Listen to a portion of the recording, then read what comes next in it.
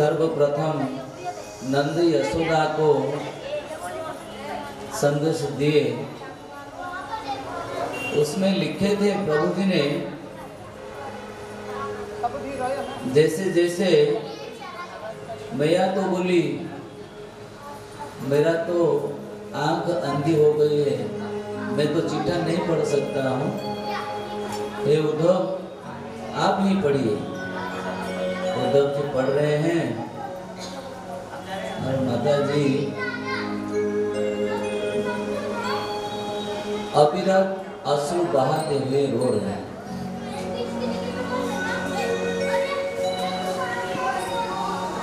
क्या कान्हा परसों आऊंगा कह करके गया था, एक साल के बाद में तो आ सकता था।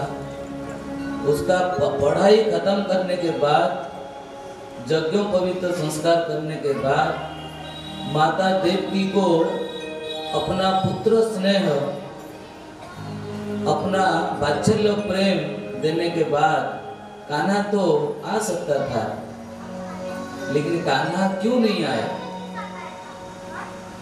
ठाकुर जी उसमें लिखे हैं, अरे मैया जब से मैं मथुरा आया हूँ तब से मुझे भूख नहीं है। आपका हाथों से खिलाया हुआ वो माखन मुझे याद आता है। रात्रि में जब मैं सोता हूँ आपका सुनाया हुआ लोरी मुझे याद आता है। आपने कैसे मुझे उखल में बांधे थे, कैसे गोदी में उठा करके ब्रज घूमते थे, यमुना में कैसे स्नान करते थे, मुझे कैसे द्वादश संघ में द्वादश तिलक कराते थे। यशोदा माता का तो एक ही काम था, लाला का सेवा करे, गोपाल का सेवा करे। तो वो सारी बात मुझे याद आता है। जब से आया हूँ नींद नहीं है, भूख नहीं है। पत्र सुन रही है और बोल रही तो क्यों नहीं आता? तुझे कौन रोक के रखा है मेरे लाला, तुझे कौन रोक के रखा है? तो ठाकुर जी असली जवाब सुनाते हैं कि मैया मैंने तो पिता माता को उद्धार किया, नाना को उद्धार किया, मथुरा वासी को आश्वस्त किया, लेकिन मेरा मामा का संहार कर दिया मैंने। इसलिए जरासंध का भय मुझे सता रहा है। अभी जरासंध मथुरा पर आक्रमण कर रहा है। जरासंध का एक ही लक्ष्य है, मथुरा को विध्वंस कर। और जरासंध के जैसे दुष्ट और पापी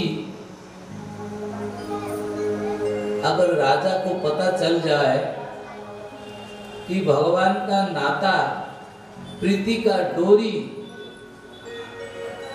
प्रेम की जो बंधन है ये ब्रजवासियों के साथ भरपूर मात्रा में है, तो पहले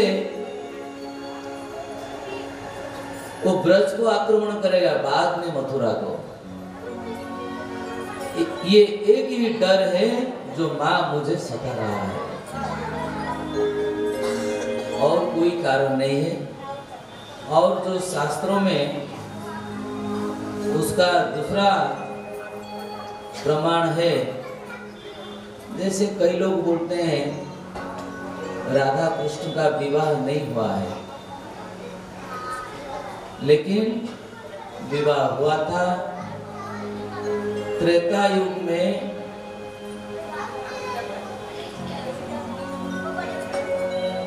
जिस समय धोबी के बात सुनकर प्रभु श्री रामचंद्र ने लक्ष्मण के द्वारा सीता माता को अरण्य में भेजे थे। उस समय त्रेता युग की 11.5 साल भगवान श्री राम की लीला बाकी रह गई थी। कोई कोई शास्त्र में ऐसा भी बताते हैं भगवान उसको भी पूरा करने के लिए ब्रज में 11.5 वर्ष ठहरे थे। और प्रभु श्री कृष्ण और श्री राधा जी इनका विवाह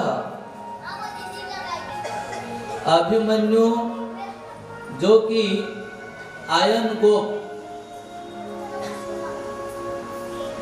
गोप के जो बेटा है उनके साथ विवाह से पहले ब्रह्मा जी स्वयं ब्रजमंडल में पधार कर भांडीर वट में राधा कृष्ण जी का विवाह किए थे।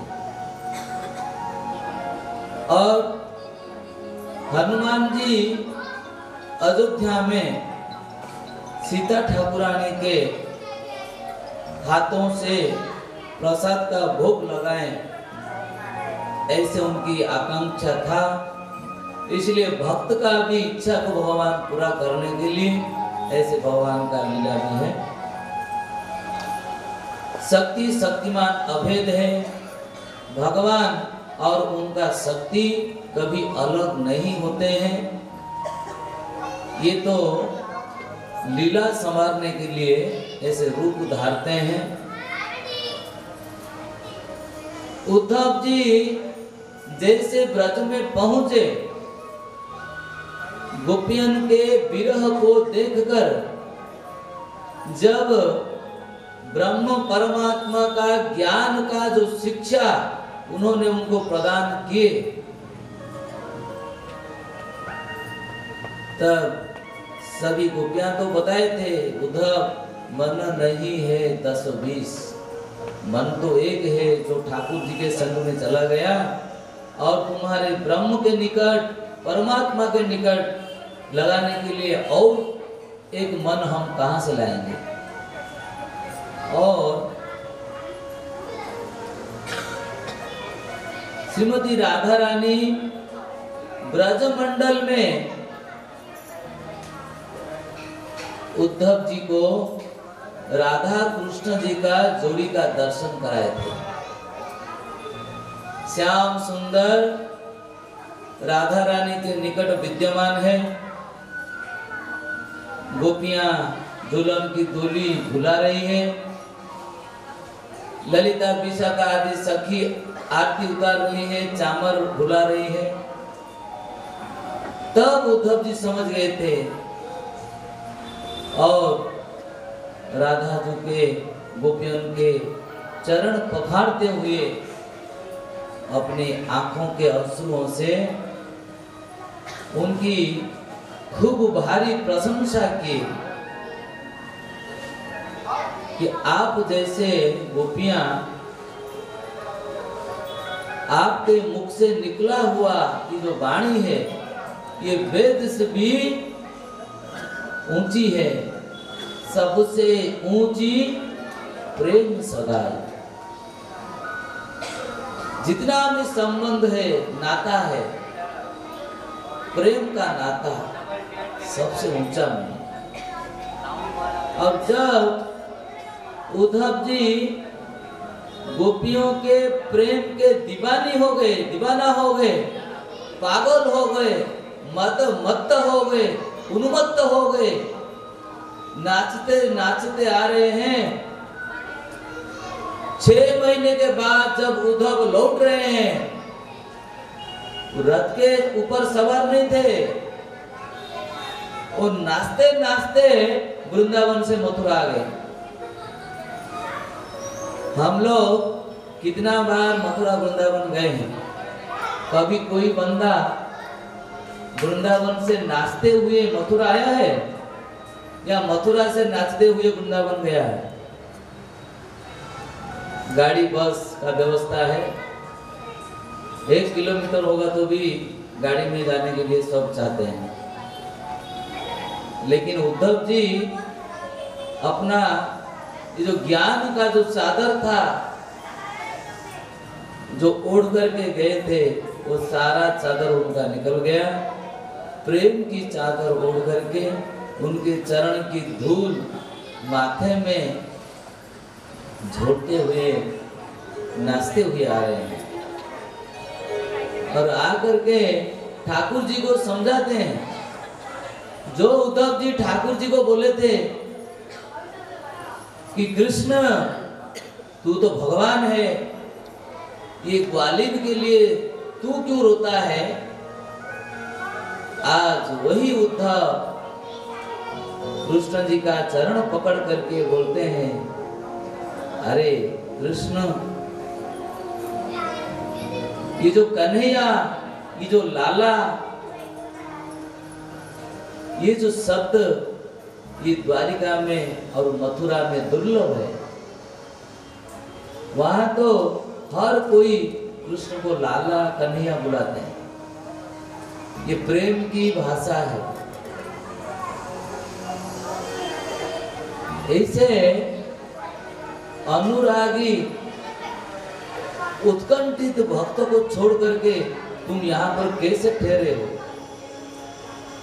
और तब जाकर के भगवान ने मथुरा में दिखा दिए, राधा रानी के संग में श्री कृष्ण विराजमान है। जहाँ श्री कृष्ण है वहाँ पर राधा रानी है। वहाँ राधा रानी उद्धव जी को दर्शन कराए थे, यहाँ कृष्णचंद्र ने उद्धव जी को दर्शन करा दिए। उद्धव जी तो दंग ही दंग रह गए। बोले ये कैसे विरह की व्यथा है, कैसे प्रेम की भाषा है, ये क्या लीला है ठाकुर जी का। हम लोग का हाल ऐसा है, जब कोई सुख, थोड़ा सा सुख मिल जाता है, बस हो गया। अभी ठाकुर जी को हम लोग तुरंत भूल जाते हैं। जैसे दुख आ जाता है ठाकुर जी को बुलाने लगते हैं। ये भक्त की परिभाषा नहीं। इस उद्धव संदेश में दो भक्त का चरित्र बताया गया। एक है ज्ञानी भक्त, एक है अनुरागी भक्त, प्रेमी भक्त। ज्ञानी भक्त और प्रेमी भक्त। गीता में भगवान बोले हैं, चतुर्विधा भजन्ते माम जनाः सुकृतिन अर्जुनः, आर्तो जिज्ञासु अर्थार्थी ज्ञानी च भरतर्षभ। मेरे 4 प्रकार के भक्त हैं। ये एक है जो विपत्ति आने से पुकारता है, एक है जो धन के लिए मुझे पुकारता है, एक जो कुछ जानने के लिए, ये प्रकृति के बारे में, पुरुष के बारे में, ईश्वर के बारे में, काल के बारे में, कर्म के बारे में, दुनियादारी के बारे में कोई कुछ जानने के लिए प्रयास करता है। और चौथा है ज्ञानी। तो ये ज्ञानी का परिभाषा क्या है? भगवत गीता उसका प्रमाण है। तेषां ज्ञानी नित्ययुक्त एकः भक्ति विशिष्यते। जिसके पास भक्ति रूपी ज्ञान नहीं है उसको ज्ञानी भक्त नहीं कहा जाता। वो तो छल ज्ञानी, वो तो कपटी ज्ञानी, उसको दूसरे भाषा में मायावादी कहा जाता है, अल्प ज्ञानी कहा जाता है, पूर्ण ज्ञानी नहीं है। इसीलिए भगवान का प्रेम रूपी भक्ति सर्वश्रेष्ठ है। उद्धव जी ज्ञानी बन करके गए थे, लेकिन प्रेमी बन करके आ गए। ज्ञानी भक्त बंदर के बच्चा को कहा गया है और प्रेमी भक्त बिल्ली का बच्चा को कहा गया है। जो बिल्ली का बच्चा अपने बच्चों को अपने मुख में पकड़ के रखता है, बंदर का बच्चा, बंदर अपना बच्चा को नहीं पकड़ता है, बंदर का बच्चा उसका माँ को पकड़ता है। दोनों में क्या अंतर है? एक में माँ ने बच्चा को पकड़ के रखा है, एक में बच्चा ने माँ को पकड़ के रखा है। जब बंदर एक पेड़ से दूसरा पेड़ को छलांग लगाता है तो उसका माँ को बच्चा का फिक्र नहीं है, क्योंकि बच्चा उसका माँ को पकड़ के रखता है, तो बच्चा नीचे गिर जाता है। और बिल्ली का बच्चा, जो बिल्ली अपने मुख से मीट मछली आदि ऐसे ऐसे चीज को खाती है, उसका इतना तीखना दंत है, फिर भी अपने बच्चों को ऐसा पकड़ के रखती है, थोड़ा सा भी खरोच नहीं आती। इसीलिए जो प्रेमी बनते हैं, भक्त बनते हैं, भगवान के शरण में जाते हैं, सदा सदा के लिए भगवान को उनकी रक्षा करते हैं। और जो ज्ञान का अहंकार, ज्ञान का घमंड से भगवान को ढूंढते रहते हैं, भगवान को जानने के लिए प्रयास करते रहते हैं, वो पटक जाते हैं। उनका ज्ञान का अहंकार से भगवान के निकट जा करके भी फिर से उनका पतन हो जाता है।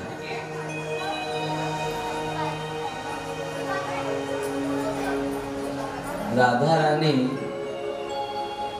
प्रेम के प्रतिमूर्ति स्वरूपिणी है, महाभाव स्वरूपिणी है। इसीलिए उद्धव जी ने राधा रानी का धूल का बराबर अपने को नहीं माना। मुझे वृंदावन में वृंदावने किमपि लता गुल्म औषधि नाम, मुझे कोई गुल्म, कोई औषधि वृक्ष, कोई तृण का वृक्ष, ऐसे मुझे, हे भगवान मुझे बना दीजिए। कभी राधा रानी का भी नहीं, उनके सखियां का भी नहीं, उनके जो सेविका है उनका भी नहीं, उनका जो दासी है, तो अगर उनका कोई दासी पैदल जाते होंगे तो उनका धूल मुझ वृक्ष पर पड़े तो मेरा उद्धार हो जाए। जब द्वारिका उद्धव जी को तो भेजे, बाद में भगवान जब द्वारिका पधारे, द्वारिका में भी राधे राधे राधे राधे राधे राधा का ही स्मरण कर रहे थे। ये 25 साल की लीला मथुरा वृंदावन और 75 ईयर द्वारका की लीला के उपरांत जब भगवान को 100 वर्ष हो गया था लीला संगोपन करने के लिए और 25 वर्ष बाकी था, तो 100 वर्ष में सूर्य प्रयाग कुरुक्षेत्र में हुआ था और गंगा में डुबकी लगाने के लिए द्वारिका से भी सभी भक्त गए थे, प्रजाजन गए थे। यहाँ ब्रज वृंदावन से भी नंद, यशोदा, कीर्तिदा, वृषभानु महाराज, राधा रानी, गोपियां आदि सभी गए थे। वहां सबका कुरुक्षेत्र में मुलाकात हुआ। वार्धक्य अवस्था था, उस वार्धक्य अवस्था में भी श्री कृष्ण के प्रति ब्रजवासियों का तिल के बराबर भी प्रेम नहीं घटा था।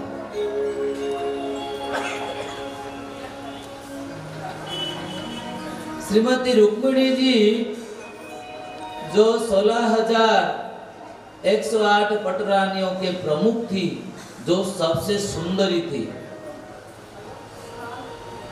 सबसे सुंदरी थी, जो उन्होंने राधा रानी के दर्शन करने के लिए आई।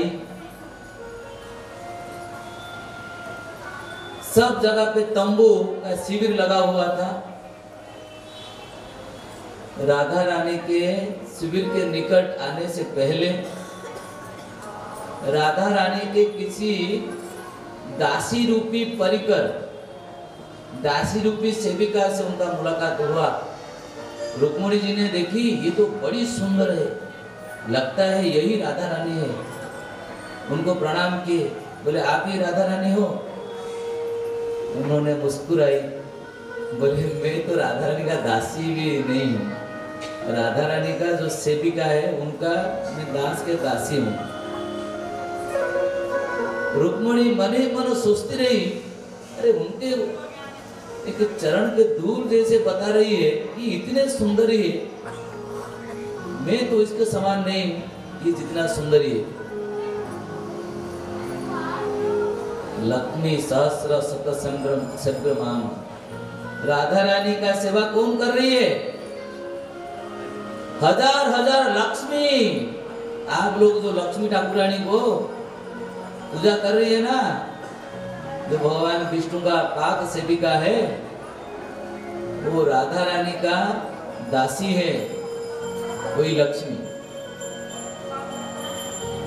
तो फिर रुक्मिणी थोड़ा सा आगे बढ़ी और कोई सेविका मिली। फिर आगे चल करके जब ललिता जी को देख लिए, बोले जरूर यही राधा रानी होंगी। जय राधा रानी की। ललिता जी पहचान गई, ये तो भगवान की पटरानी है, कान्हा की। ठाकुरानी आप राधा रानी है? नहीं नहीं, मैं तो उनका सखी हूँ, मेरा नाम ललिता है। कृपा करके मैं थक गई हूँ राधा से मिलने के लिए, कितना दासियों से मिल मिल के मैं थक गई हूँ, मुझे ठाकुर जी के राधा रानी के पास ले चलिए। ललिता जी जैसे ही राधा जी के शिविका में उनको लेके आए, वहाँ ऐसे प्रकाश, ऐसे ज्योति, ऐसा छटा निकल रही थी जैसे आकाश में चंद्रमा के बीच में ये तारे झिलमिल दिखते हैं, सूर्य के निकट एक छोटे छोटे कीड़े मकोड़े दिखते हैं। रुक्मिणी जी के जितने भी अंग में जो रूप कांति था, वो राधा रानी के तेज में पूरा समा गया। राधा रानी का प्रभाव को देख करके वो बड़ा विस्मित हो गया और उन्होंने राधा रानी के भाव को परखने के लिए जो गई थी, स्वरूप से, कांति से वो तो पराभूत हो ही गई, समझ गई ये सबके आकर है, सबके मूल है। गरम गरम उबलता हुआ दूध जो पकड़ने मात्र से हाथ में छाला निकल जाता है, ऐसा बहुत बड़ा पीतल का लोटा में लेके गई थी। ये आपके प्रसाद के स्वरूप हम लेके आए हैं, जरा आप पान कीजिए। जैसे ही प्रसाद का नाम लिए कृष्ण को भोग लगाए हैं, प्राप्ति मात्रेण भोक्तव्यम, भगवान का प्रसाद को कोई अगर देता है तो उस समय नहीं देखना है कि इसमें कुछ दुर्गंध आ रहा है क्या, ये बासी है क्या, ये सूखा रुखा है क्या, ये टेस्टी है या नहीं है, ये चटपटादार है कि नहीं, ये नमकीन है या मीठा है, ये सब देखा नहीं जाता है। इसलिए राधा रानी पूरा गर्म दूध को ऐसे ही पकड़ के पूरा पी ली। अभी रुक्मिणी जी अब क्या प्रश्न पूछेगी, वो तो पूरा अवाक हो गई, पूरा चुप हो गई। और लौट आए। उसी दिन रात्रि में कुरुक्षेत्र में जो शिविर में भगवान जी थे, भगवान का चरण सेवा कर रही थी, भगवान का चरण में छाले पड़े हुए थे। प्रभु जी, क्या आप आज पादुका धारण नहीं किए थे? आपका चरण में छाले कैसे? अरे देवी, खुद छाले करती है और पूछती है छाले कैसा हो गया? अरे मेरे हृदय में राधा जी के निवास है। जब राधा रानी गरम दूध मुझे स्मरण करके पी रही है, तो क्या मैं राधा रानी को जलने दूं, मेरा हृदय को जलने दूं? तुरंत मैंने अपना चरण पसार लिया। जय जय राधा रानी की जय। अभी समझ गई राधा रानी की प्रेम की भक्ति कैसा है। प्रेमियों का भक्ति इसको कहते हैं। एक बार नारद जी भी प्रयास किए थे, जब भगवान के दिमाग में चक्कर आया, आज सर में दर्द है। प्रभु जी, आपका सर में दर्द है? हाँ नारद जी, मेरा सर में दर्द है। तो प्रभु क्या करना होगा? ना देखो, अगर कोई भक्त का चरण का धूल अगर पानी में मिला करके थोड़ा सा पीने के लिए दे दोगे तो अच्छा हो सकता है। नारद जी घूमते घूमते घूमते घूमते परेशान हो गए। जो भी कोई सुनता है, अरे अखिल ब्रह्मांड के पति, जो विश्व भुवन मोहन श्याम सुंदर द्वारिकानाथ, उनको हम अपना चरण का धूल ले, भाई हमको तो नरक में नहीं जाना है। नारद जी सोचे मैं दे दूं क्या, मुझे भी नरक में जाना पड़ेगा? नारद जी बोले मैं भी नहीं दूंगा, वापस आ गए। ठाकुर जी बोले नारद जी धूल कहाँ है? तो प्रभु जी कोई भी तैयार नहीं है, क्या करूं? अरे कम से कम तुम्हारा दे दो। तो वो नहीं होगा। तो ठीक है, ब्रज में गए थे क्या? ना ब्रज में क्या जाएंगे ना, एक बार तो ब्रज में जाके देखो। नारद जी जब गोपियन के निकट पधारे, गोपियां भगवान का विरह में आपस में सारी लीला का वार्तालाप कर रहे थे। जैसे ही नारद जी आए, नारद जी के चतुर्पाश में बेष्टित होकर के उनको पूछने लगे, नारद जी क्या खबर है? क्या द्वारिका से आ रहे हैं? हमारे लिए ठाकुर जी का कोई संदेश है? बोले ठाकुर जी का तो कोई संदेश नहीं है, लेकिन ठाकुर जी का थोड़ा दिमाग में चक्कर है, सर में दर्द है। तो क्या करना होगा? ना चरण का धूल अगर कोई भक्त दे सकते हैं तब जाकर के अच्छा होगा। सारी गोपियां अपने अपने चरण के रज को अपने अपने साड़ी के पल्लू में बांध लिए। इतना रज हो गया, नारद जी देखी डर गए, बोले बाप रे बाप, इतना रज दे रहे हो, जानते हो परिणाम क्या होगा? भगवान को चरण का धूल देने का परिणाम क्या है जानते हो? अरे कितना जन्म तुम्हें नरक में रहना पड़ेगा। नारद जी छोड़ो छोड़ो, ये नरक को कौन डरता है? ठाकुर जी अच्छे हो जाए, ठाकुर जी खुश रहे, ठाकुर जी प्रसन्न रहे, हमको नरक की कोई चिंता नहीं, कोई फिक्र नहीं। प्रभु के लिए हम नरक में जाना चाहते हैं। और ठाकुर जी थोड़ा सा धूल लेके आए, नारद जी प्रभु जी को दिए, सचमुच ठाकुर जी का सर का दर्द चला गया। ये प्रेम का परिभाषा यही है। कोई ज्ञान की भाषा में प्रेम को समझाने की कोई जरूरत नहीं है। इसलिए यही गोपी भाव है, जिस गोपी भाव को चैतन्य महाप्रभु जी ने हम सबको दान किए हैं। हर इंसान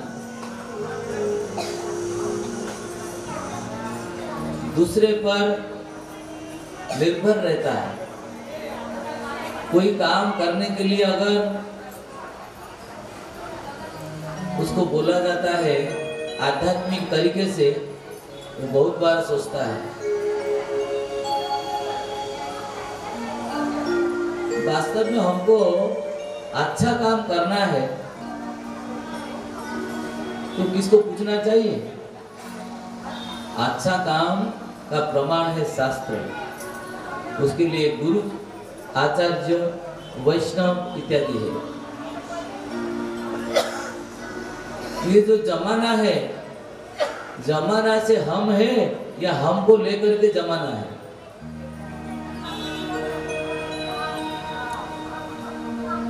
जमाना हमसे होता है या जमाने से हम होते हैं? खुद की सोच आदमी को आगे बढ़ाता है, दूसरे की सोच से कोई आदमी आगे नहीं बढ़ सकता है। हमको आगे बढ़ना है, हमको एडवांस होना है,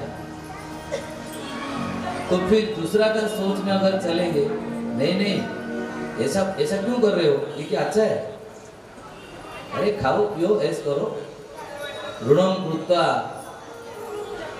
घृतम पीवो, अच्छा अच्छा चीज खाओ, चाहे कर्जा हो जाए, चाहे कितना भी कर्जा हो जाए, लेकिन ऐश करो, एंजॉय करो, अच्छा से रहो।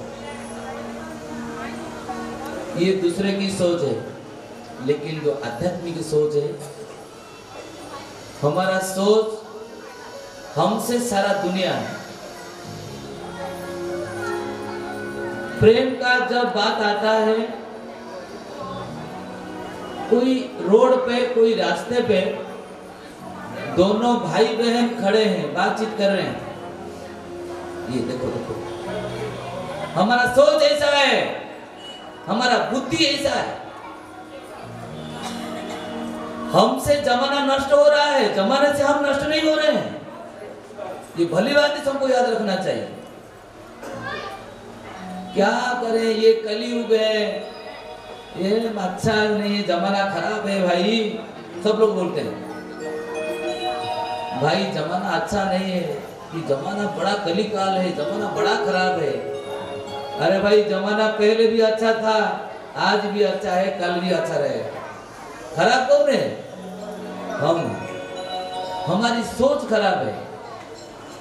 इसीलिए हमसे जमाना, अगर हम अच्छे हो जाएंगे, हमारा सोच अच्छा हो जाएगा, तो जमाना अच्छा हो जाएगा। जैसे दृष्टि वैसे सृष्टि, जैसे हमारे दृष्टि, ये जगत, ये सृष्टि भी ऐसा है। हम जैसे देखेंगे हमको दिखेगा वैसा। एक कुम्हार ने एक चिलम बना रहा था। जो महात्मा लोग चिलम खींचते हैं, उसको क्या बोलते हैं? चिलम तो खींचते हैं, गंजा अफीम ऐसा खींचते हैं ना, चिलम। किसी ने गया बोला नहीं नहीं चिलम मत बनाओ, जो मिट्टी आप पकड़े हैं ना, उसको एक मटकी बना दो, एक मिट्टी का एक मटकी बना दो। तो वो मटकी उस आदमी को बोल रहा है, भाई बहुत बहुत शुक्रिया है आपका। वो मटकी वो आदमी को बोल रहा है, आपका बहुत बहुत शुक्रिया है, जो हमको चिलम बनने से रोक के आप मटकी बना दिया। अगर हम चिलम बनते तो खुद को भी जलाते, दूसरों को भी जला के राख कर देते। हम खुद भी जलते, दूसरों को भी जला करके उसको राख कर देते। लेकिन आप हमको मटकी बना दिया। अभी हम, हमारे अंदर पानी रखा है, भरा हुआ है, तो हम भी शांत है, हम भी ठंडा है, और दूसरा भी कोई आता है, थोड़ा प्याऊ, थोड़ा पानी हमसे पी लेता है, वो भी शांत हो जाता है, ठंडा हो जाता है। इसीलिए हमसे जमाना है। कोई भाई बहन रोड में खड़े हैं, बात कर रहे हैं, देखो देखो ऐसा बात कर रहे हैं, कलयुग है भाई, घोर कलिकाल है, अरे बुद्धि ठीक करो। कोई पति पत्नी दोनों बात कर रहे हैं, उसको देखकर अरे भाई देखो देखो, अरे वो तो पति पत्नी है, वो क्या रोड में थोड़ा बात नहीं कर सकते हैं? अरे देखो देखो, उनको पटा रहा है, उसको लाइन मार रहा है, उसको ऐसा कर रहा है, वैसा कर रहा है। राधे राधे बोलना पड़ेगा। जय जगन्नाथ, जय जगन्नाथ। जो कर रहे हैं सो कर रहे हैं, ठीक है, वो गलत कर रहे हैं तो जो उनको जो समझाना चाहिए वो समझाएंगे, लेकिन हमारा दृष्टि को कभी खराब करना नहीं चाहिए।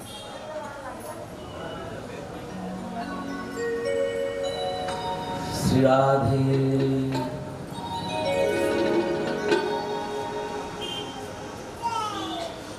आज हमारा सुदामा जी के चरित्र है। सुदामा जी का झांकी 8:30 बजे होगा।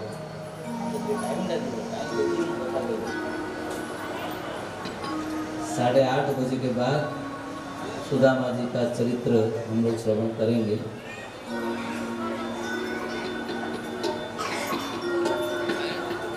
आप सभी से विशेष सूचना है, 8:15 हो गया, और 15 मिनट में क्या करेंगे? 9 बजे तक कथा होगा, 2 भी होगा। ये झांकी कम होगा, झांकी को ज़्यादा टाइम करने से नहीं होगा। झांकी वाला को बता दीजिए 9 बजे आएंगे, पहले से आके तंग नहीं करेंगे।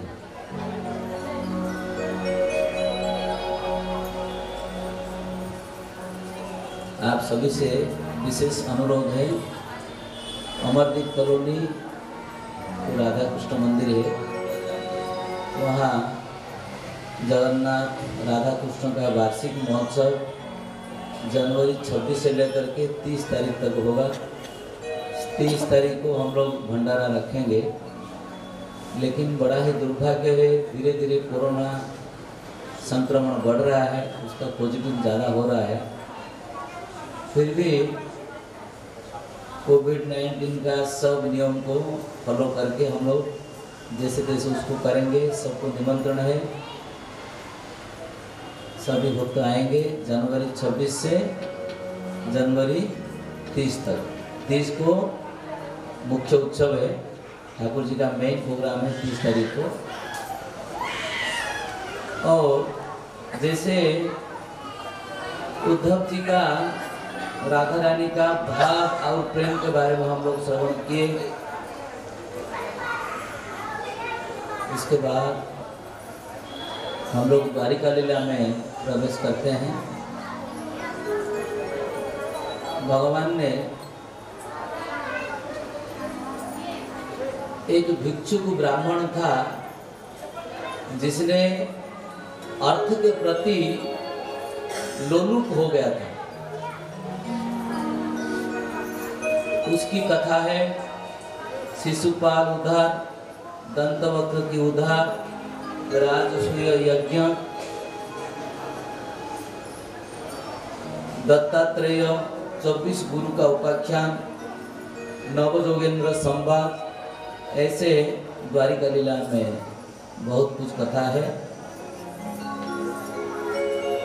द्वारिका लीला में भगवान के जो पहले पटरानी रुक्मिणी है, द्वितीय पटरानी जाम्बुवती, तृतीय है सत्यभामा, चतुर्थ पटरानी है कालिंदी, 5 नंबर की पटरानी है सत्या, जिनका दूसरा नाम नागनजी थी, 6 नंबर में मित्रविंदा, 7 नंबर में भद्रा, 8 नंबर में लक्ष्मणा। ऐसे 8 पत्नियों के साथ भगवान का विवाह होता है। बलराम जी के रैवत राजा की पुत्री रेवती जी के साथ विवाह होता है। जय रेवती रमण बलराम की।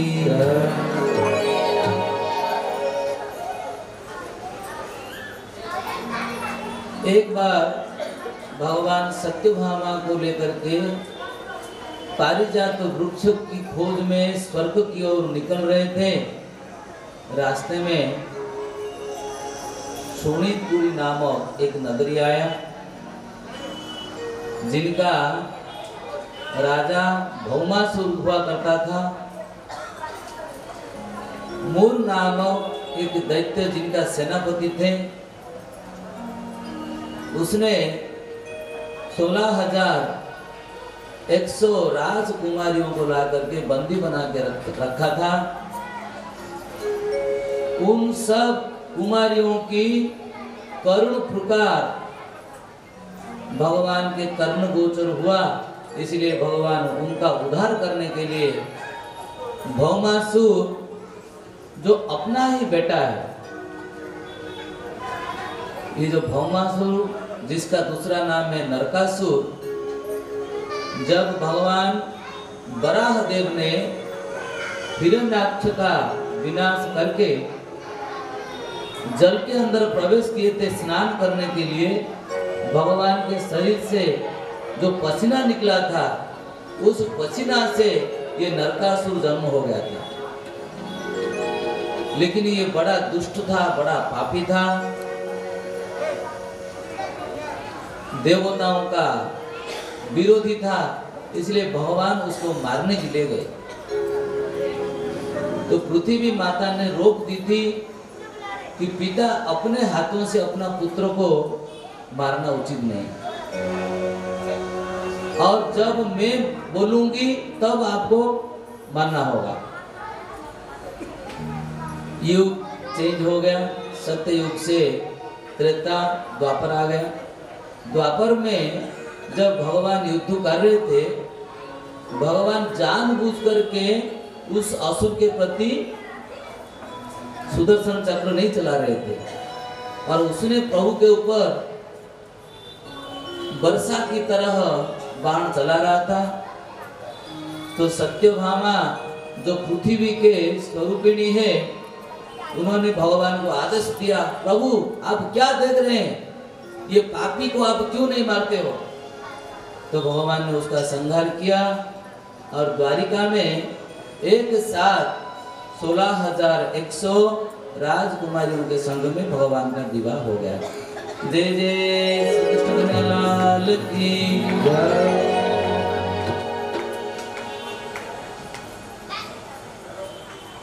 16,108 रानियों से, एक रानियों से 10 पुत्र और एक पुत्री का प्राकट्य हुआ। इस तरह भगवान के जो यदुवंश, उसको कुल मिला करके 1 कोटि यदुवंश हो गए। उनके पुत्र, उनके पौपुत्र, ऐसे उनको वंश में 1 कोटि संतान हो गए।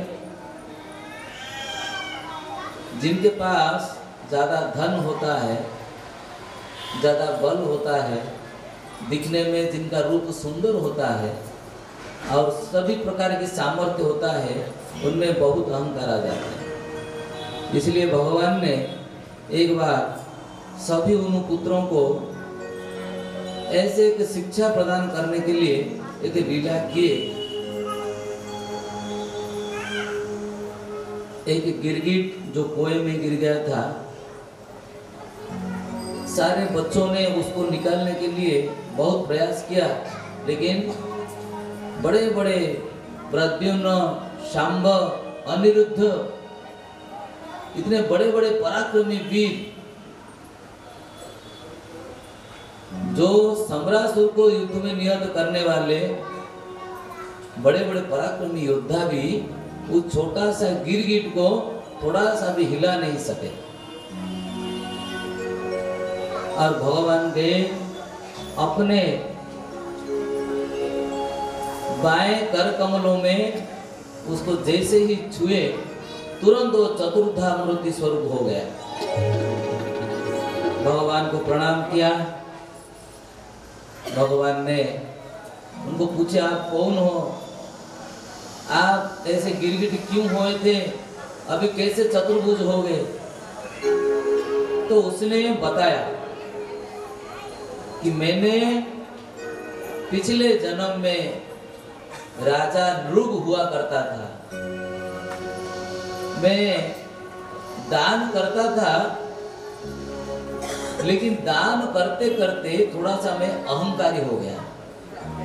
मेरे मन में मैं कभी मुख में किसको नहीं बोलता था, लेकिन मेरे मन के अंदर थोड़ा सा अहंकार आ गया। ये स्वाभाविक है। तो किसी ब्राह्मण को मैंने एक गौ माता दान किया था।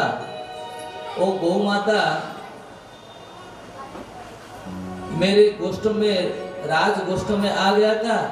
दूसरा दिन किसी दूसरा ब्राह्मण आया, मैं जो पहले ब्राह्मण को दान दिया था वही गौ माता को फिर दूसरा ब्राह्मण को दान में दे दिया।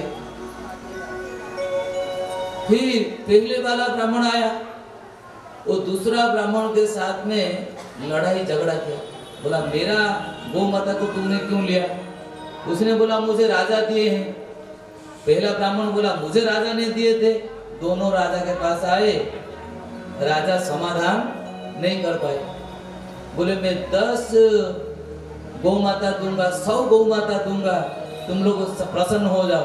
बोले नहीं, हम ब्रह्मवादी हैं, हम भिक्षा एक बार लेते हैं, बार बार नहीं लेते हैं, हमको वही गाय चाहिए। और कोई भी नहीं लिए, खाली हाथ चले गए। तो मैंने जो ब्राह्मण का धन को लिया, हरण किया मैंने, ब्राह्मण को दान में दिया था। दान में दी हुई वस्तु को जो दोबारा ले लेता है उसका क्या गति होता है? गिरगिट। उसको गिरगिट होना पड़ता है। दान कैसा होता है? बलि महाराज जी ने बताए थे, जो मुंह में एक बार बोल दिए कि मैं आपका ये सेवा करूंगा, आपका ये हेल्प करूंगा, आपका ये मदद करूंगा, आपको ये दूंगा, फिर कभी किसी के बातों में आकर के मुकर गए तो उनको क्या बनना पड़ेगा? गिरगिट। सिर्फ ब्राह्मण या भक्त नहीं, किसी को भी जवाब देना है तो सोच समझ करके जवाब देना चाहिए। ये नृग राजा के चरित्र में भगवान ने श्रवण कराए। रूप यौवन संपत्ति प्रभुत्तम विवेकता एकैक मप्यनर्थाय किमुदत्र चतुष्टय। ये जो चार है ना, रूप, यौवन, संपत्ति और धन, ये चार में से अगर किसी के पास एक होता है तो उसके अंदर इतना घमंड होता है, पूछिए मत। मैंने कल एक एग्जाम्पल दे रहा था कि एक आदमी का दोनों हाथ नहीं है, दोनों पैर नहीं है। एक आदमी का दोनों हाथ नहीं है, दोनों पैर नहीं है, फिर भी उसने भगवान का कभी निंदा नहीं किया। क्यों निंदा नहीं किया? उसने सोचा कि जरूर मैंने कुछ गलत किया जिसका फल मुझे भगवान ने दिए हैं। ऐसे तो वो आदमी का जीवन कैसा गुजरता होगा जरा सोचिए।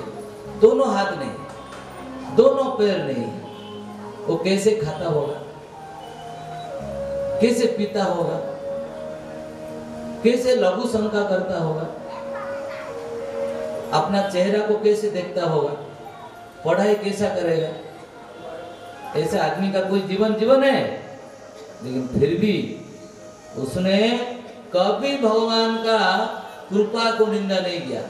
प्रभु, आपने जो ये सोच मुझे दिए हैं, मैं आपका शुक्रिया अदा कर रहा हूं, ये बहुत बड़ा चीज है, भगवान की प्रशंसा करना। लेकिन भगवान ने हमको इतना कुछ देते हैं, फिर भी हम कभी शुक्रिया अदा करते हैं? फिर हमारे में ये कमी है, हमारे में वो कमी है, तो हमारे में वो कमी है, हमको भगवान अच्छा ज्ञान नहीं दिया, हमारा अच्छा पढ़ाई नहीं हो रहा है। कंप्लेन, हमेशा कंप्लेन रहता है। बड़ा नौकरी हमको नहीं मिला, बड़ा बिजनेस हमारा नहीं हुआ, कंप्लेन रहता है। इसलिए जो भगवान को हमेशा प्रशंसा करता है, भगवान ने हमको बहुत कुछ दिए हैं, भगवान ने उसका ही भला करते हैं। और जो भगवान को बुलाता नहीं, उसके लिए भी भगवान टाइम नहीं निकालते हैं। जो भगवान के लिए टाइम देता है भगवान उसके लिए टाइम देते हैं। जो भगवान के लिए, जिसके पास टाइम नहीं है, भगवान के पास भी उसके लिए टाइम नहीं है। इसलिए इस एकादश स्कंद में कायेन वाचा मनसा इंद्रियैर्वा यज्जत् करोति सकल परस्मै नारायणायेति समर्पयेत। इसलिए सबसे सरल सुगम हरि भक्ति करेंगे, भगवान का भक्ति करेंगे, लेकिन उसका सबसे सहज मार्ग क्या है? हम जो भी कुछ करेंगे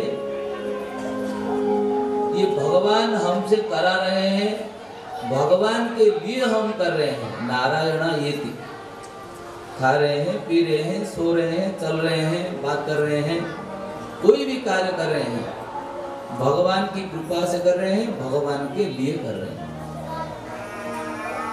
यही विश्वास, इसको अटल रखना है, तब भगवान का कृपा जरूर होगा।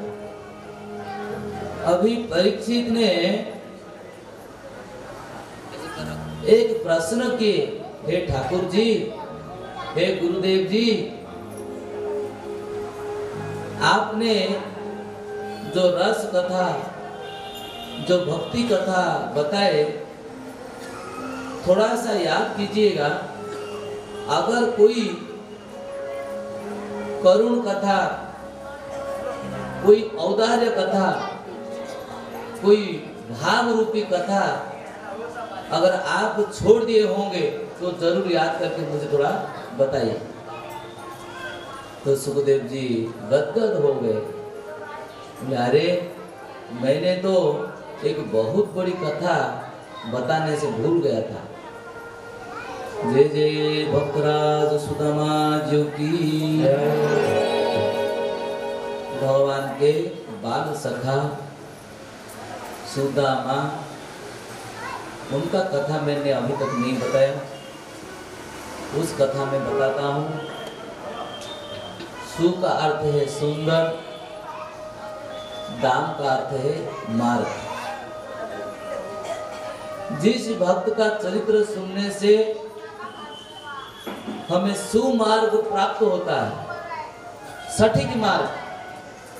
जीवन की गाड़ी को किस रास्ते में ले जाए, रास्ता तो बहुत है, कौन सा रास्ते पे लेने से हमारा गाड़ी अच्छे से जा सकती है, तो ये सुदामा जी बताते हैं। उन्होंने कथा का प्रारंभ किया। कृष्ण शासित सखा क्वचित् ब्रह्मणः ब्रह्मवित्तमः विरक्त इंद्रियार्थेषु प्रशान्तात्मा जितेन्द्रियः। सुदामा हमें यही सिखाते हैं कि हर आदमी को जितेंद्रिय होना चाहिए। सुदामा जी का निकट 6 गुण था, 6 क्वालिटी था। भक्ति करने के लिए सुदामा जी सिखाते हैं ये 6 क्वालिटी सबको जरूरी है। ये 6 गुण, ये जड़ गुण नहीं है, ये प्रभु का प्रेम करने वाली गुण है। जितेंद्रिय, अपना इंद्रियों को अपना वश में करना। ये कब होता है? दूसरा गुण विरक्त इंद्रियार्थेषु, जब आदमी अपना इच्छा को बार बार पूरा करने से विरक्ति हो जाता है, तब इंद्रियों को संयम करने में सक्षम होता है।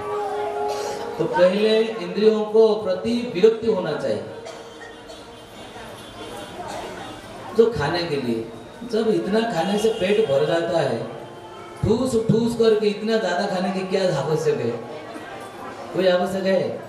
जब ये भी बड़ा कमाल है, जब कोई शादी विवाह में करते हैं ना, वो भगवान का जो भोग लगता है 56 भोग 36 व्यंजन, आजकल का बड़ा बड़ा सेट उसको भी चेंज कर दिया। अभी 100 वेराइटी का, 150 वेराइटी का, 200 प्रकार का, कोई 200 प्रकार का अगर चीज कोई आदमी खाएगा तो क्या होगा उसका हालत। ये जो शादी विवाह में जो करते हैं इतने वेराइटी का, जो इसका मतलब क्या है। तो भगवान को 56 भोग लगाया जाता है, ये लोग अपना घर में शादी विवाह में 200 प्रकार की, जो जितना बड़ा आदमी होगा उतना वेराइटी का बनाता है। खाओ आओ, आगे नहीं बताएंगे। आहार निद्रा भय मैथुन, आप कुछ नहीं कर सकते हैं। आहार निद्रा भय मैथुन को छोड़ के आप कुछ नहीं कर सकते हैं। इसलिए इंद्रिय का विरक्ति, जितेंद्रिय, प्रशांत आत्मा, हमेशा प्रसन्न रहना है, अपने आप में अंदर से हमेशा प्रसन्न रहना है और भगवान से नाता जोड़ना है। कैसी नाता? प्रेम का नाता। सुदामा जी का कौन सा था? उनका मित्र का नाता था। भगवान मेरे मित्र है। आप भगवान को पिता बना सकते हैं, भगवान को बेटा बना सकते हैं, भगवान को पति बना सकते हैं। कल हम श्रवण कर रहे थे ना,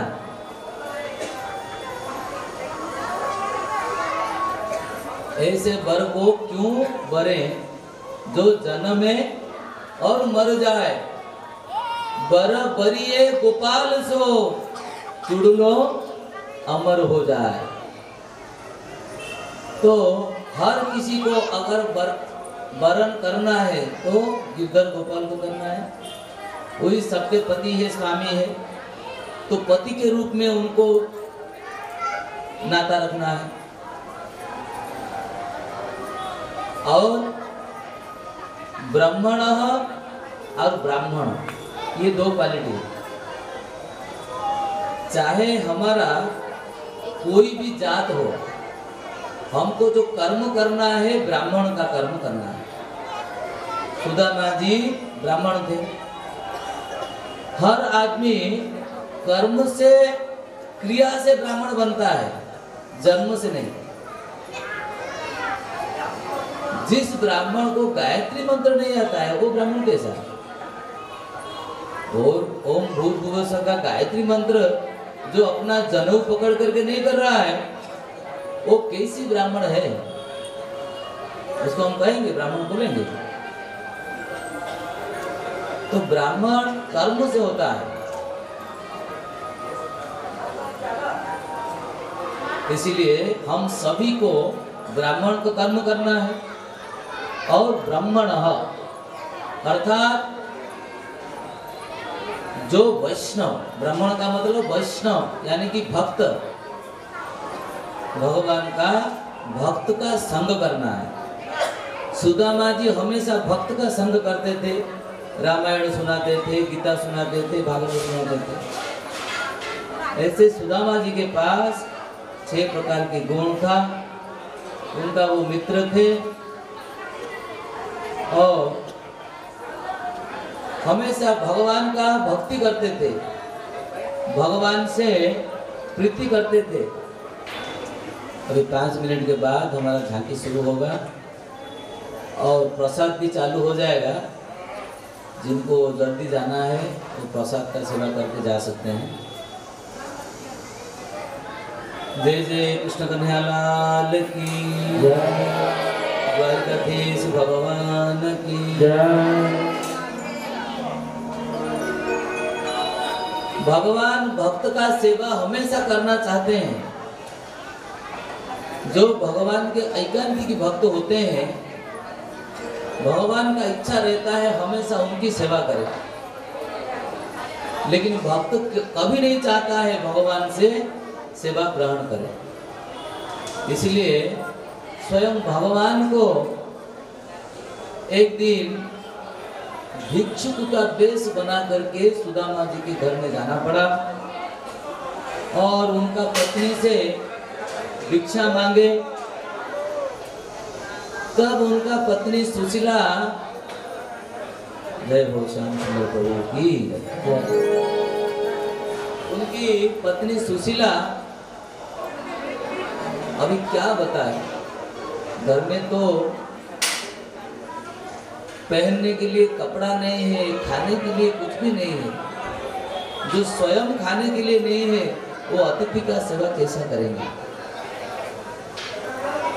इसलिए सुशीला ने उनको प्रणाम करके बोले, हे महात्मा, आज तो आपको खाली हाथ लौटना है, हम कुछ नहीं दे सकते हैं। हमारा घर में रोज एकादशी होता है। तो ठाकुर जी ने बताए कि आपका जो मित्र है वो द्वारिकाधीश है और जो स्वयं वैकुंठ का अधिपति है, आपका पति को आप द्वारिका क्यों नहीं भेजते हो?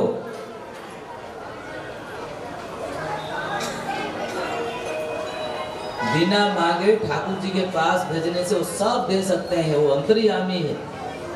तो सुशीला को ये बात मन में भा गया। अब पहले ये द्वारिकाधीश को और रुक्मिणी को भेजो, हम लोग प्रार्थना कीजिए जल्दी ये कोरोना और ओमिक्रॉन चला जाए, दूसरा वायरस कैसे ना आए। हाँ, सब लोग अच्छा बनने के लिए कोशिश कीजिए, ईमानदार, प्रभु चरणों में भक्ति, निष्ठावान, हमारा भारत की सभ्यता और संस्कार को आप लोग आगे बढ़ाइए। सबसे हमारा यही प्रार्थना है।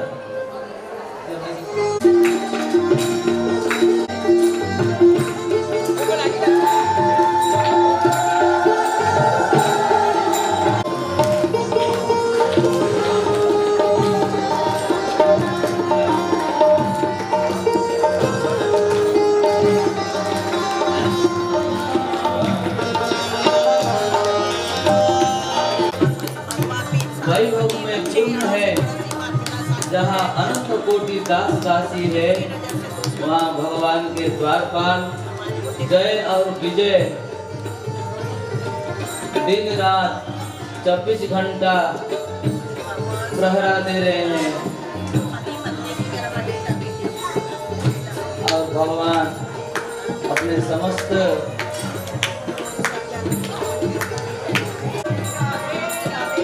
अयम ही परम लाभ उत्तम श्लोक दर्शन। भगवान से क्या मांगना है? भगवान का दर्शन हो जाए बस, यही सोच करके सुदामा जी मन ही मन कृष्ण भजन में मस्त है। सुदामा ठाकुर जी का रूप को, बचपन में जिस रूप को सुदामा जी ने देखे थे, आज वही रूप को याद कर रहे हैं। घनश्याम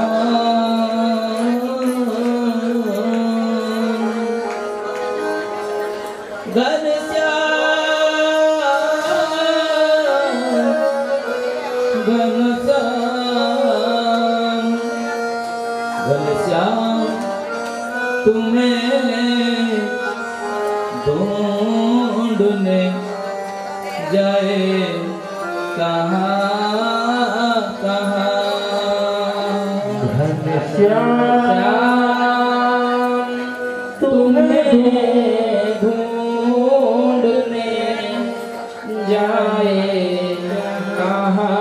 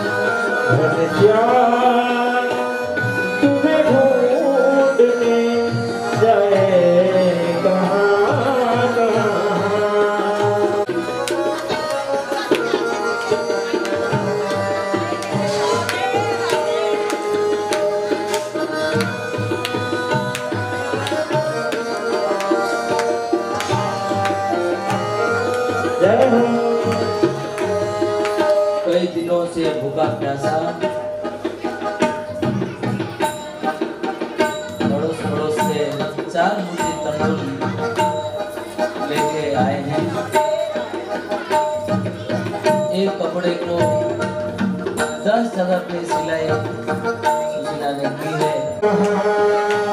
घनश्याम तुम्हें ढूंढने जाए कहाँ कहाँ, घनश्याम तुझे ढूंढने जाए कहाँ कहाँ।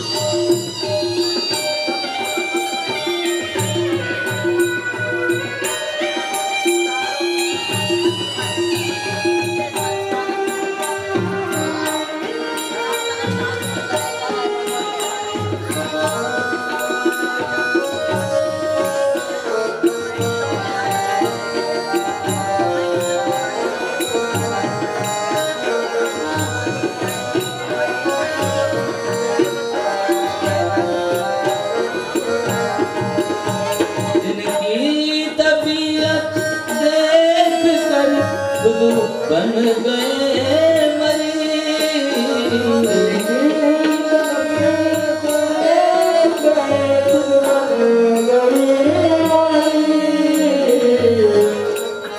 जो दूसरों को दुख से छुटकारा करने वाला, अगर डॉक्टर खुद मरीज बन जाएगा तो रोगियों का भला कौन करेगा। भगवान का प्रेम ऐसा एक मर्द है जो भले भले आदमियों को भी भगवान का प्रेम नहीं अरे द्वार पालो कन्हैया से कह दो, अरे द्वार पालो कन्हैया से कह दो, अरे द्वार पालो कन्हैया से कह दो। दर पे सुदामा गरीब आ गया है, दर पे सुदामा गरीब आ गया है, दर पे सुदामा गरीब आ गया है, दर पे सुदामा गरीब आ गया है।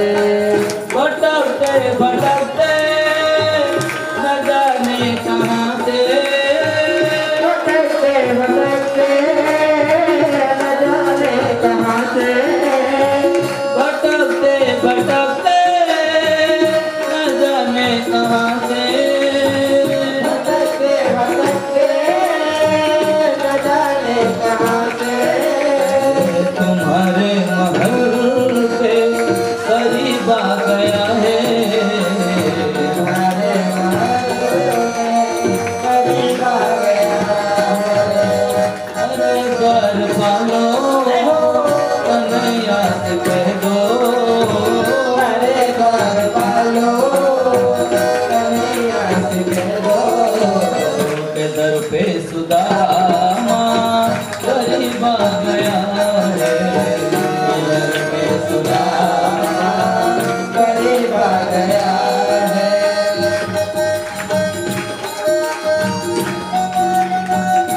मीरा रे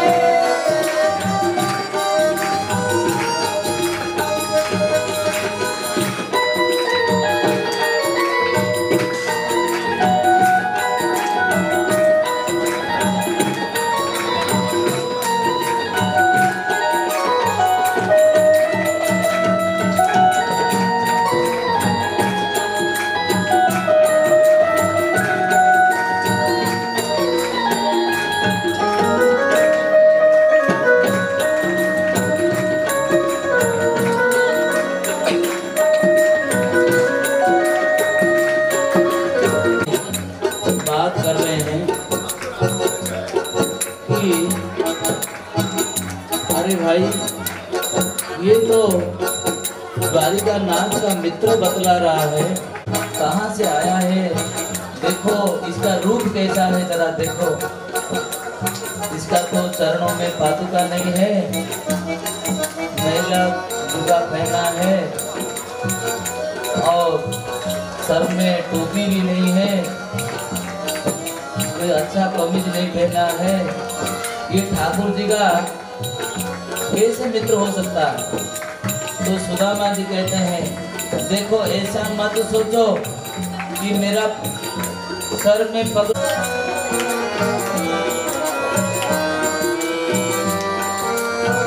प्रसाद चालू हो गया।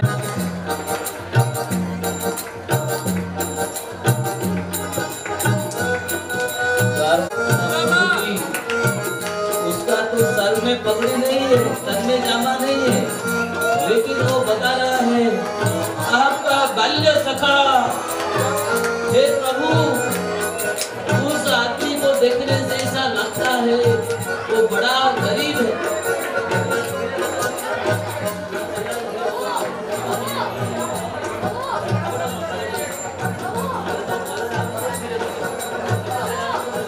सुदामा, मेरे सखा सुदामा, मेरे परम मित्र, बाल सखा, आज इतना दिन के बाद मेरा याद आया।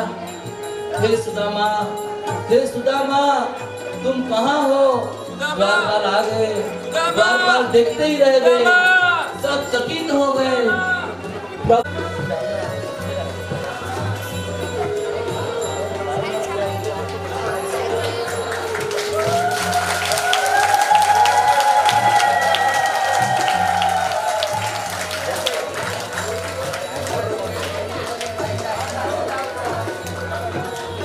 सुनते ही दौड़े चले आए मोहन, सुनते ही दौड़े चले आए मोहन, सुनते ही दौड़े चले आए मोहन।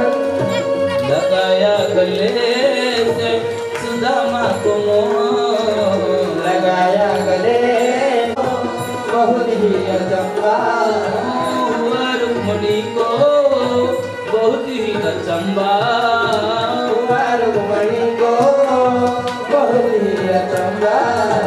मेहमान के साथ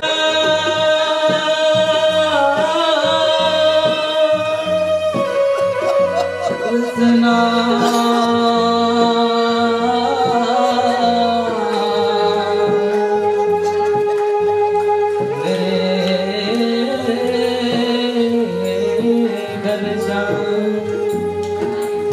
भगवान ने भगवान मित्र को बिठाए, स्वयं नीचे बैठ गए और भगवान के ये सेवा को देख करके सुदामा जी अविरल रोने लगे, अविरल रोने लगे। कान्हा द्वारिकाधीश नीचे बैठ इशारा से सब रानी पटरानी, कोई चामर, कोई व्यजन, कोई मोर पंखा लेके आ रहे हैं। अपने सुदामा बिठाए चरणासों से श्याम के झुलाए, चरणासों से श्याम ने धुलाए, चरणासों से अपना सखा का सेवा करने के लिए कितने तत्पर है, उत्कंठित है।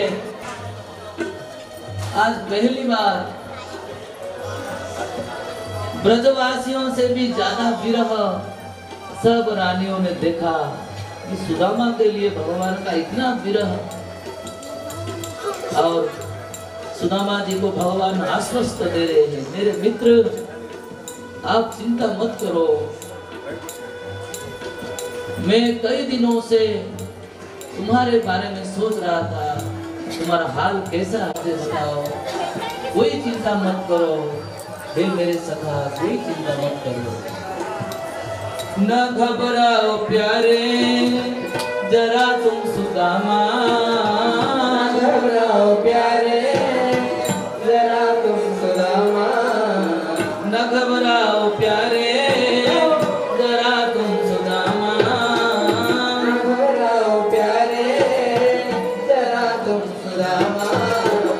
खुशी का समा तेरे करीब आ गया सुदामा, करीब आ गया है सुदामा, करीब आ गया है।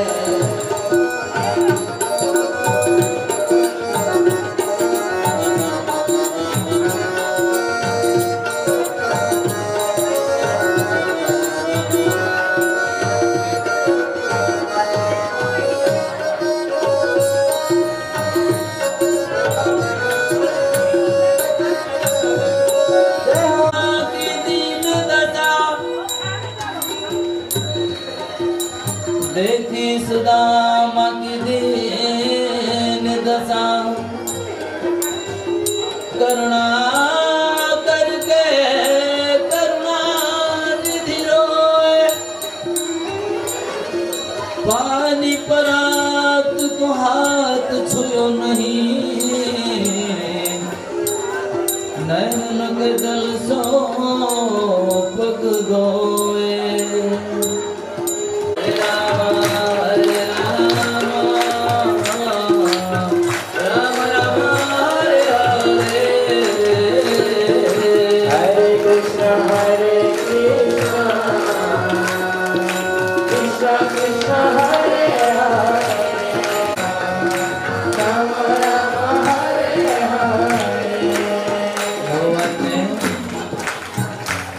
अपने लिए जो 56 भोग सोने के थाल में सजा गया था, उसके जीवा से भगवान उसका स्वाद आस्वादन कर रहे हैं। और सुदामा जी भगवान को बोल रहे हैं, हे प्रभु, मैं देखो कितना बड़ा दरिद्र हूँ, मैं कितना गरीब आदमी हूँ, मेरा कोई योग्यता नहीं है, मैं इतना बड़ा पापी हूँ। आप प्रभु द्वारिका के नाथ हो, आप द्वारिका के स्वामी हो, इस तरह आप आकर के मेरा सेवा कर रहे हैं, ये क्या प्रभु आपको उचित लग रहा है? भगवान बोले, मित्र, मुझे छोड़ के तू जाने वाला था, तूने क्या सोच लिया कि तुमसे मिल करके क्या मेरा मान सम्मान चला जाएगा? यही क्या मित्र का परिभाषा है? नहीं है। अभी सुदामा जी जो वैकुंठ का भोग खाने वाले ठाकुर जी को ये रूखा सूखा तंडुल, ये चीड़ा कैसे दे सकते हैं? इसीलिए कुप्पी में छुपा दिए। लेकिन भगवान तो बड़े चालाक है, भगवान ने समझ गए, बाजुओं को ऊपर करके जैसे ही उसको पोटल को खोल रहे थे, उसमें जो तंडुल आया, बड़े प्रेम से बड़े भाव से उसको भोग लगाए। एक मुट्ठी तंडुल जैसे भगवान खाए और दूसरा मुट्ठी खाने के लिए ले ही रहे थे, रुक्मिणी जी ने ठाकुर जी का हाथ को पकड़ ली। ए प्रभु, क्या कर रहे हैं? क्या अपने आप को भी अपने भक्तों को दान कर देंगे? हम सभी को दाव में लगा देंगे? प्रभु, हमारे लिए भी आपका भक्त के उच्छिष्ट कुछ रखिएगा।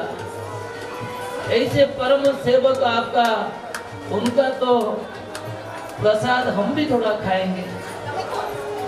रुक्मिणी आदि बड़े प्रेम से भगवान का मित्र का उच्छिष्ट को लिए। यही भगवान की मित्र वात्सल्यता है। वाहं त्वरित्रः पापिया है, ब्राह्मण को बंधु दान करके भगवान ने इतना सुख दिए हैं। ऐसे भगवान की जय हो।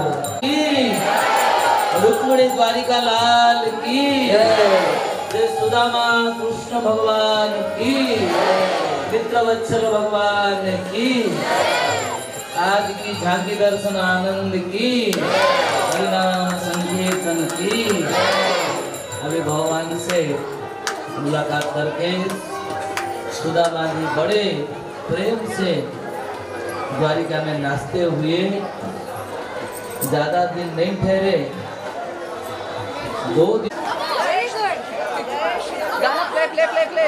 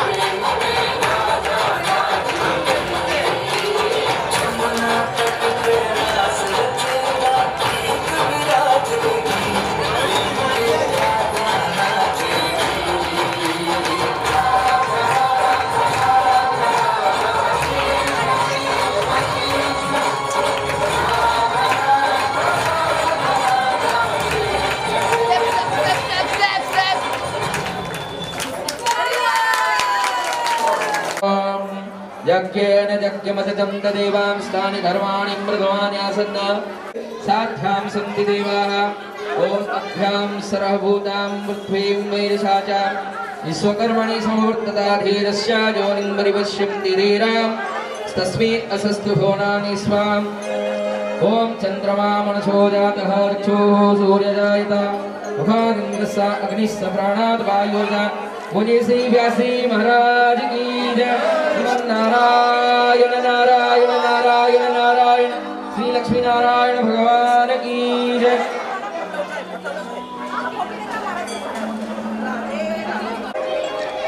बोलिए श्री व्यासी महाराज की जय। श्री महंत जी महाराज की जय।